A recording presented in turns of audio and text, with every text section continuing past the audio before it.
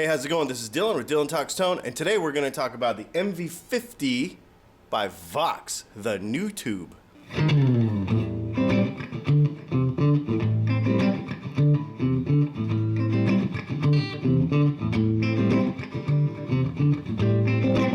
You might be thinking to yourself, this Nutube MV50 by Vox looks funny.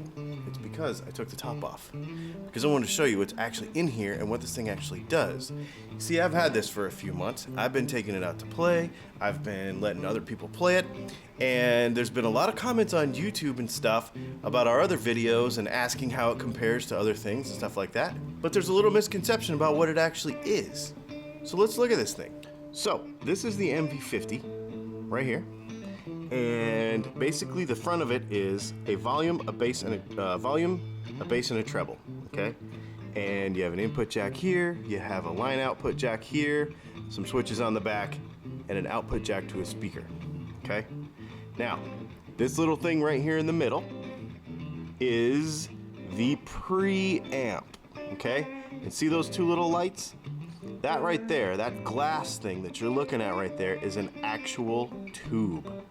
It doesn't look like a tube because it's not tubular, but it is a tube. It actually is a tube.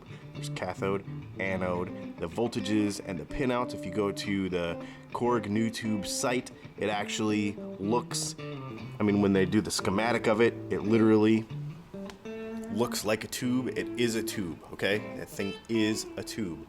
And then the power output side of this is a Class D amplifier, very similar to this guy right here.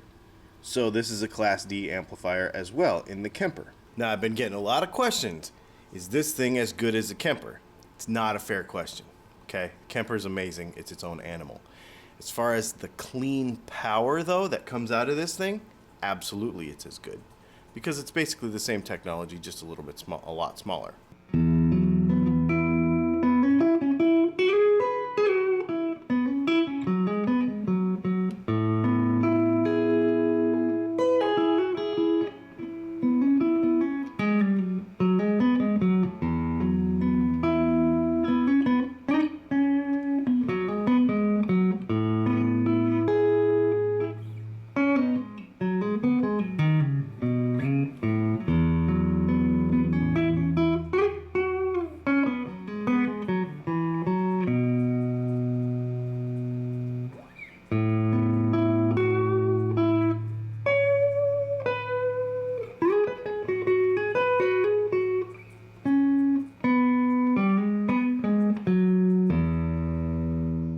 What you just heard was basically 100% clean. The volume is just below noon, which is going to give you totally clean power. We've got a little bit of reverb here on our Creation Music Company pedal board.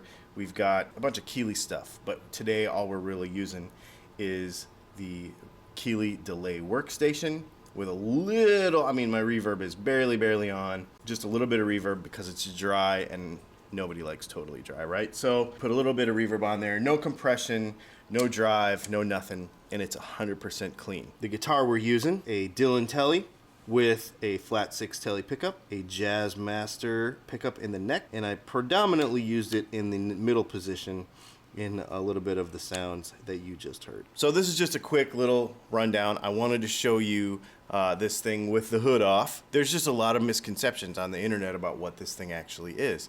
And what's interesting about it is Ibanez just put one of these in a tube screamer. I think there's going to be more and more of this stuff happen. People are like, well, that's not a real tube because not real voltages, blah, blah, blah. Well, here's the deal. This part number right here can run from 5 volts to 80 volts for power supply. It can be pinned out a bunch of different ways, different channels, all kinds of stuff. This guy right here is just a base, like a base possibility of what can happen. This amp right here is just one little idea of the potential of what that little dude can do. So it's going to be up to developers like Ibanez and Vox and other pedal and amp companies as these things become more popular to be able to apply them in different ways and get different sounds. So all these people that are like, well, that amp doesn't sound like blah, blah, blah, and it's not a real tube and whatever. Just you wait.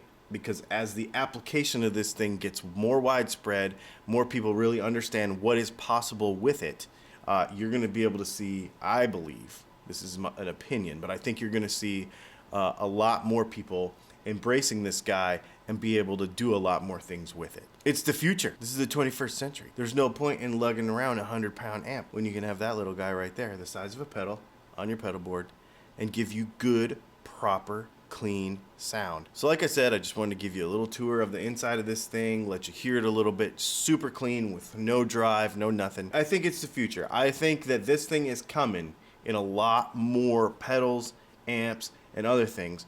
So if you haven't tried one, try it. And if, just like anything else, the very first thing to market may not be the best thing ever to hit, but I will tell you that now that the 21st century is here and people are trying this kind of stuff, it's the next thing coming. My name is Dylan. This has been Dylan Talks Tone.